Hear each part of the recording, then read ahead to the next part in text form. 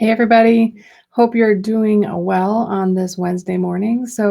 Uh, my question today for y'all is, do you have enough influence to get done what you want to get done? I think that sometimes the idea of influence or persuasion can get people a little nervous. Like they hear influence and they think manipulation. They hear influence and they think of something nefarious. But essentially, influence it doesn't have to be nefarious. It's really how you choose to implement it. So my real question is like, can you get done what you need to get done at work and home? And if not, the problem might be that you actually just don't have enough influence with the people that matter in that situation. Um, so the idea of influence, we talked a little bit about it on yesterday's episode. And then today, um, I am working with quite a few clients that are really trying to improve their own influence skills, and it's a huge part of the Plus Pay Lifestyles transformation program. However, this particular conversation actually came up from a conversation I was having this morning with my husband. And one of the things that we were talking about is in one of my roles as a project manager, um, how to get things done. And it's it's odd sometimes, right? Because we usually think that getting things done as project people, of us often very left brain, it's like getting the first task and the second task and the third task and the fourth task done. But if you're working like a matrix organization or you don't have direct responsibility for the people on your team, very often what happens is you don't have the influence you need to get things done. So projects get delayed, timelines get delayed, and then it looks as if maybe you aren't being able to do the job that you were asked to do.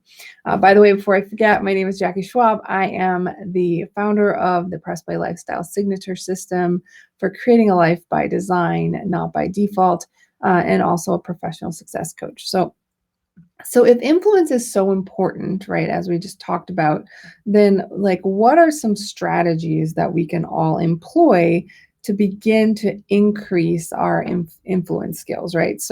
There's a long list of different ways to improve your influence, and we talked about some different things of nonverbal yesterday, but today will be a few things that you consider doing tactically. So, like the first one, or the one we're going to talk about today, is having influential friends. Now, here's the thing. I get that you may not automatically know the state governor, or you may not know the mayor, or you may not know people who you think are influential, but I would consider rethinking what influential means to you, right? What do you need to get done, and then who do you need to know to get that done? So an example that I would give is, if let's say you're a parent, and there's been lots of fundraising over the last few years for the technology committee at school, but all that technology money keeps getting used to, I don't know, maintain the old television VCR setups they have. And you're like, what the heck? This is 2020. I want my kids to have a tablet, or I want them to have the school to have use of tablets or iPads. So does it do you any good to have influence over the president of the United States if what you need is to get the changes in the technology committee? No, right? The thing that you want to do is start to pursue relationships with people maybe on the PTA, people at the head of the fundraising. So when we talk about building influential friendships or influential relationships, what we're really talking about is seeking out people who have influence over an outcome that you desire, and then working to create a genuine relationship with them. Because when they know, like, and trust you, they're more often likely to consider your input and therefore increase your influence. And the next one is very similar in terms of the people side of influence, but it's to increase your network or individuals that you know.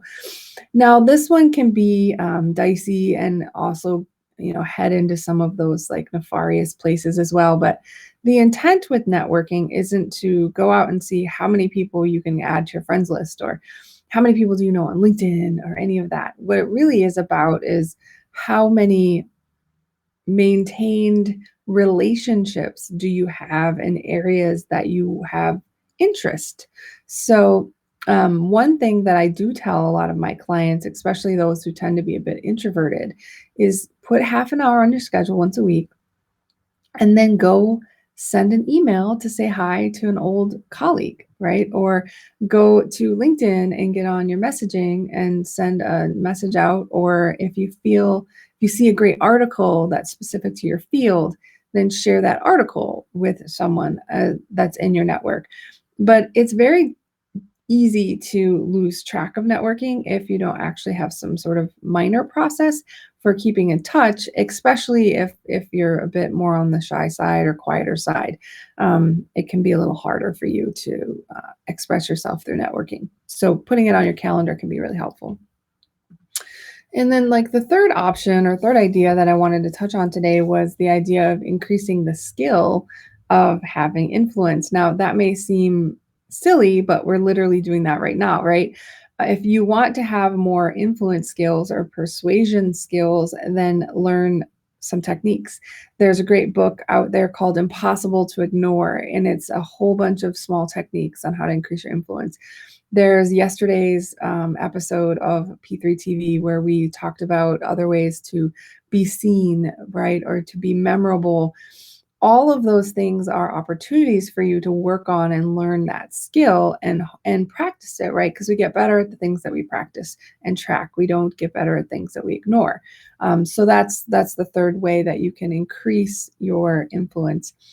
And then the fourth, which is one of my favorites, probably because I used the word nefarious early on, is being a person of high integrity.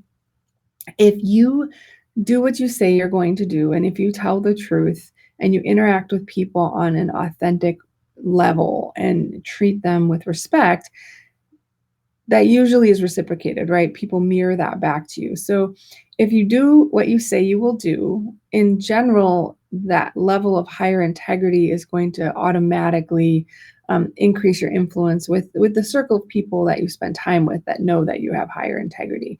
I would encourage this to be a value anyway, even if you aren't necessarily working on your influence skills, but it's definitely one that can be very helpful. And then the last one for today is improving your leadership skills. A lot of people will say, I walked into a room and I knew that person was a leader. Well, you probably did that because they stood a certain way. They had a certain posture.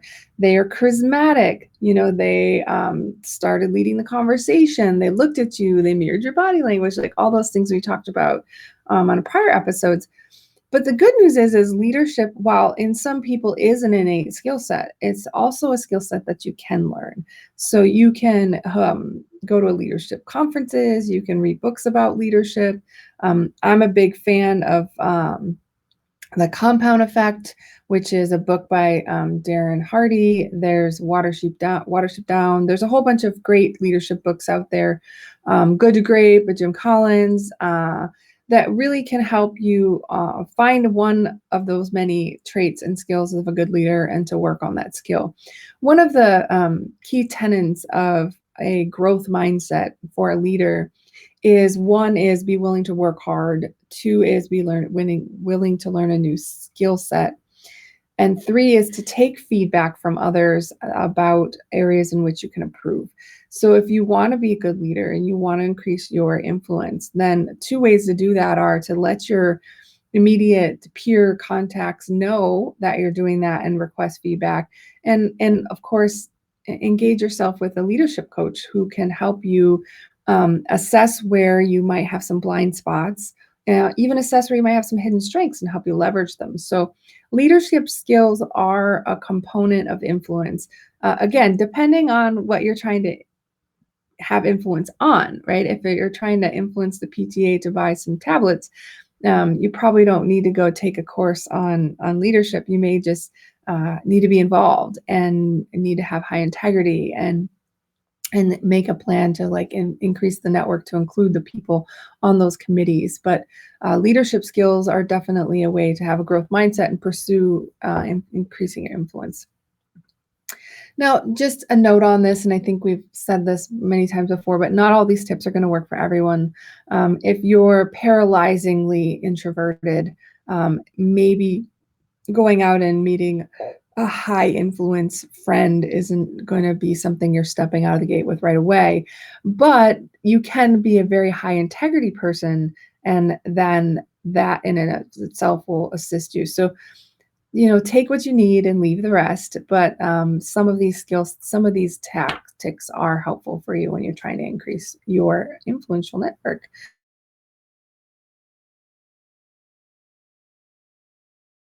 Or share this for others who are trying to increase their influence, or they're trying to get some things done that they've maybe had hit a roadblock with.